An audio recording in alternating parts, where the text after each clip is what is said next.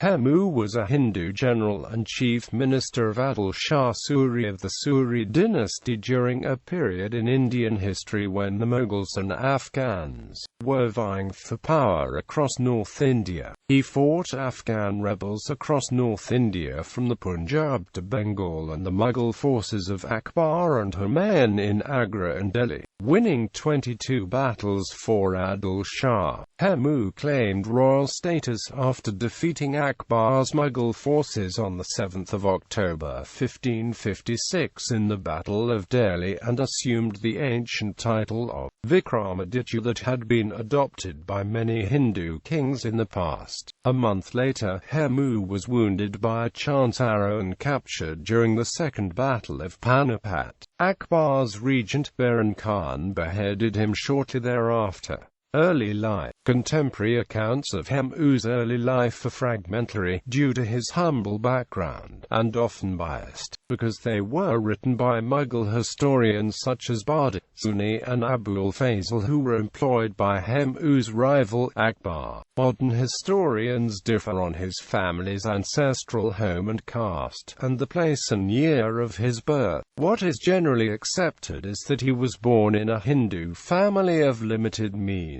and that he spent his childhood in the town of Rewari, in the Meerut region, southwest of Delhi. Due to his family's financial condition, Hemu at a young age started working as a tradesman, either as a greengrocer or selling saltpeter. Rise to prominence. Details of Hemu's early career are vague and involve much speculation. Following his start as a seller of saltpeter, he is said to have been a trader or a weighman in the market. After Shah Suri's death in 1545, his son Islam Shah became the ruler of the Sur Empire, and during his rule, Hemu rose to become the superintendent of the market in Delhi with some soldierly experience under his belt. Hemu is subsequently said to have been appointed the chief of intelligence and superintendent of posts. Other sources also place him as a surveyor of the imperial kitchens. Islam Shah, who liked to place Hindus in command alongside Afghan officers so that they could spy on each other, recognized Hemu's soldierly qualities and assigned him responsibilities equivalent to those of a high-ranking officer. Hemu was then dispatched to monitor the movements of Humayun's half-brother, Kamran Mirza, in the neighborhood of Mankit. Islam Shah died on 30 October 1553 and was succeeded by his 12-year-old son, Firoz Khan, who was killed within 3 days of his accession by his uncle, Adil Shah Suri. The new ruler was however more interested in the pursuit of pleasure than affairs of the state. But Hemu threw in his lot with Adil Shah, and his military successes led him to being elevated to the position of chief minister and the general supervisor of the state. According to Abul Fazl, Hemu undertook all appointments and dismissals, and a distribution of justice in the Shah's court.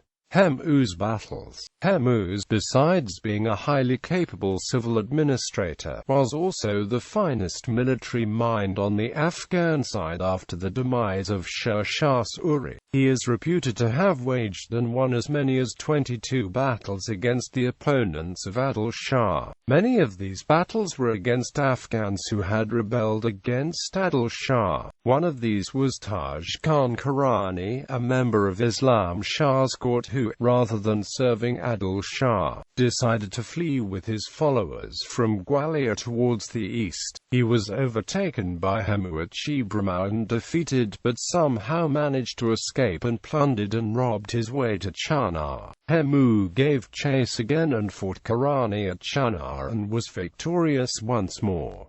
However, just as at Chibramau, Karani gave him the slip again. Hemu asked Adil Shah, who had accompanied him, to remain at Chanar and proceeded to chase Karani all the way to Bengal. After the victory of Humayun over Adil Shah's brother-in-law, Sikandar Shah Suri, on 23 July 1555, the Mughals finally recovered Delhi and Agra. Hemu was in Bengal when Humayun died on 26 January 1556.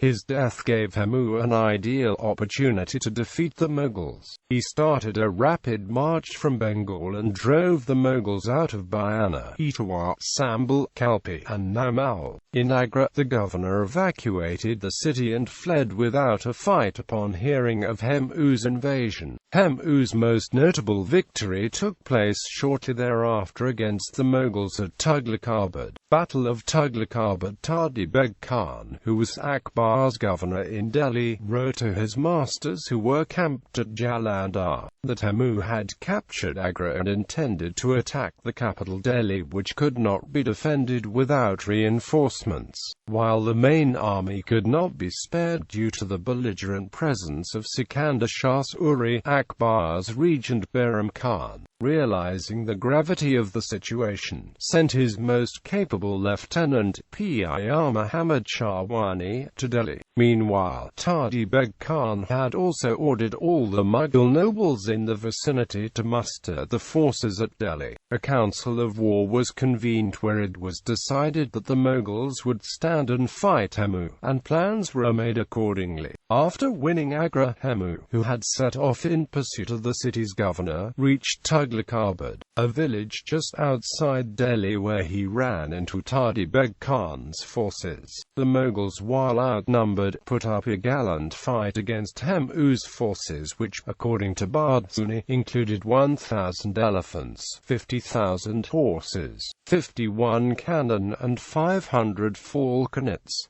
Jadunath Sarkar describes the battle thus: the Mughal army was thus drawn up. Abdullah Uzbek commanded the van, Hyder Muhammad the right wing, Iskandar Beg the left, and Tadi Beg himself the center. The choice Turkic cavalry in the van and left wing attacked and drove back the enemy forces before them, and followed far in pursuit. In this assault the victors captured 400 elephants and slew 3,000 men of the Afghan army. Imagining victory already gained, many of Tadi Beg's followers dispersed to plunder the enemy camp, and he was left in the field very thinly guarded. All this time Hemu had been holding 300 choice elephants and a force of select horsemen as a reserve in the center. He promptly seized the opportunity and made a sudden charge upon Tadi Beg with this reserve. At the impetuous advance of the huge beasts and the dense cavalry behind them, many of the Mughal officers fled away in terror without waiting to offer a defense.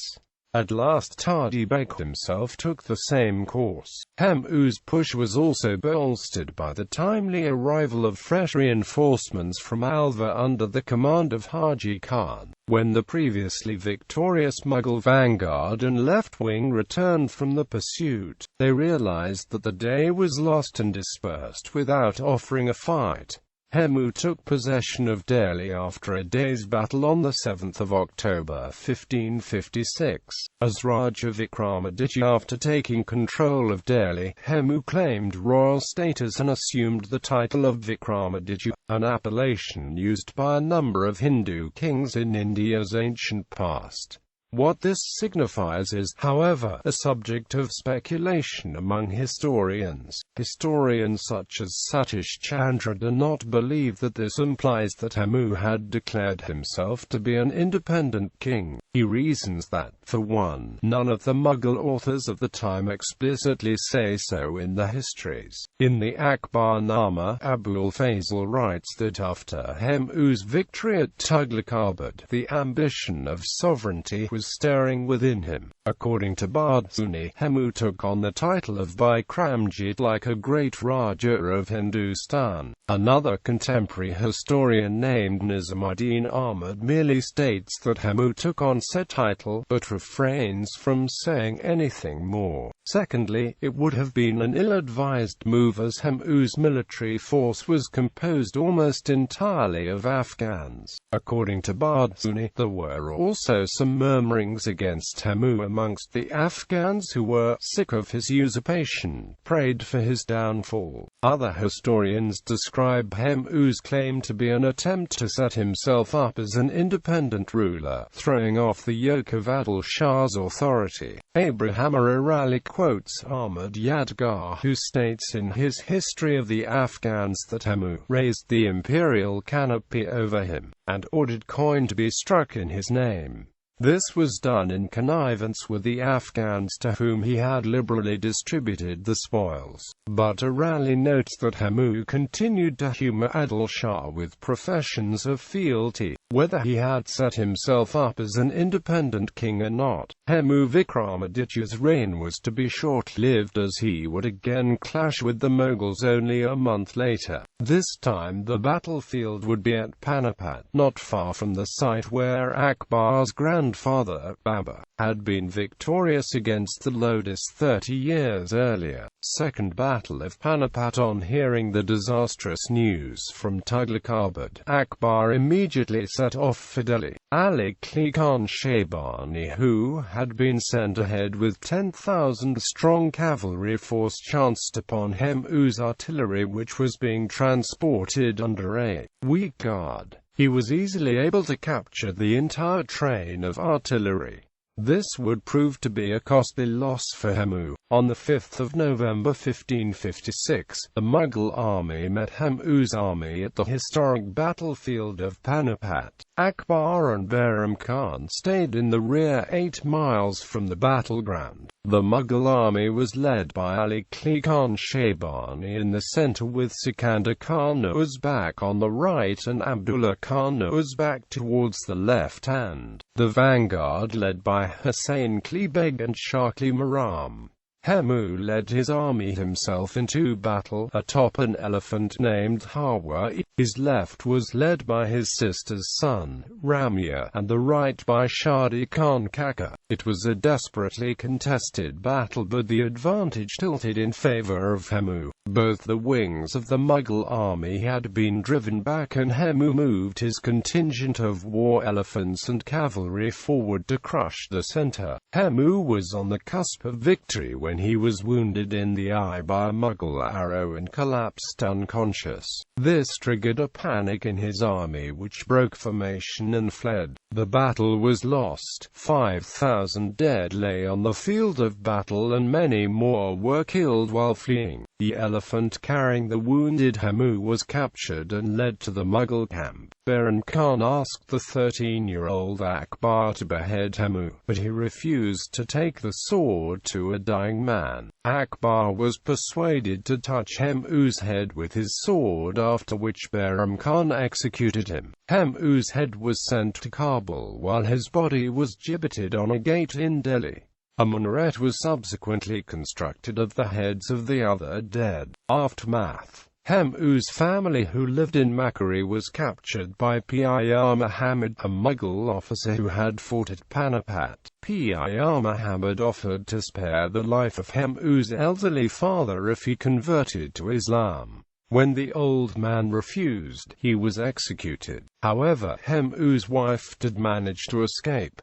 With the passing of Hemu, Adil Shah's fortunes also took a turn for the worse. He was defeated and killed by Khizr Khan, son of Muhammad Shah of Bengal, in April 1557. The spoils from the battle at Panipat included 120 of Hemu's war elephants, whose destructive rampages so impressed the Mughals that the animals soon became an integral part of the military strategies. Legacy. Hemu's rise from his humble beginnings in Rewari to the assumption of the royal title of Raja Vikramaditya is considered a notable turning point in history. But for the stray arrow in a battle where he was in a position of strength, Hemu Vikramaditya could well have brought about a restoration of a Sanskritic Brahmanical monarchical tradition to a region which had been subject to Muslim rule for centuries.